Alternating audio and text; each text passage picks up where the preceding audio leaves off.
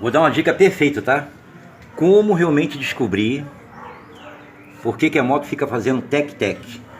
Você vem aqui no start, liga e fica esse barulho aí, ó.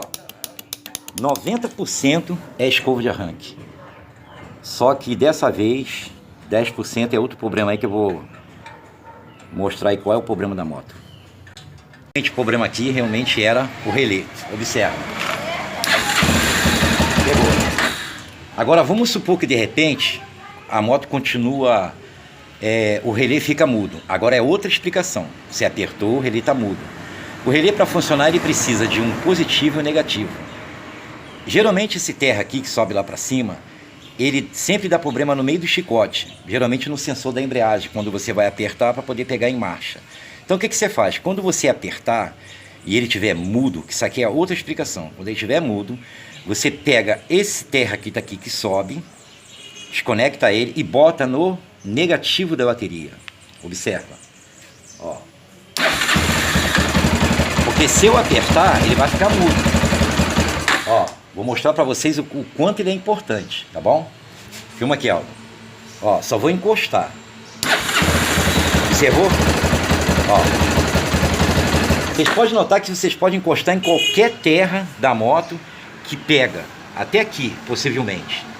Ó. Observou? Ó. Então qualquer terra você pode botar ele. Entendeu? E outra coisa também. Ele tá mudo? Existe outra explicação também para você descobrir. Entendeu?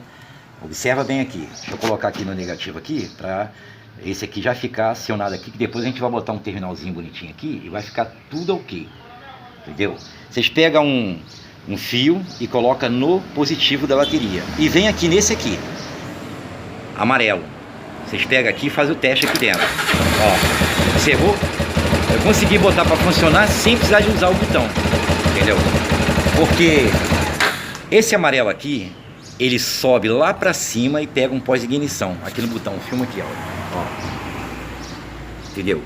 Porque se caso você apertar lá e esse amarelo aqui não tiver energia, aí o problema já não é aqui embaixo, o problema é lá em cima. Entendeu?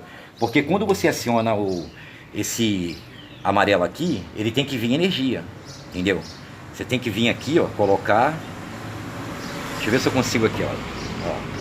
Vocês teriam uma ideia como é que ele vem positivo.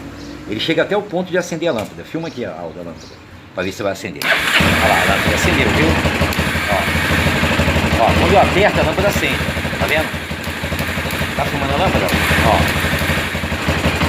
Então essa é a explicação aí. Não tem como errar. Não se esquece que o relé ele precisa de um negativo e um positivo para funcionar. Entendeu? Então essa é uma dica aí.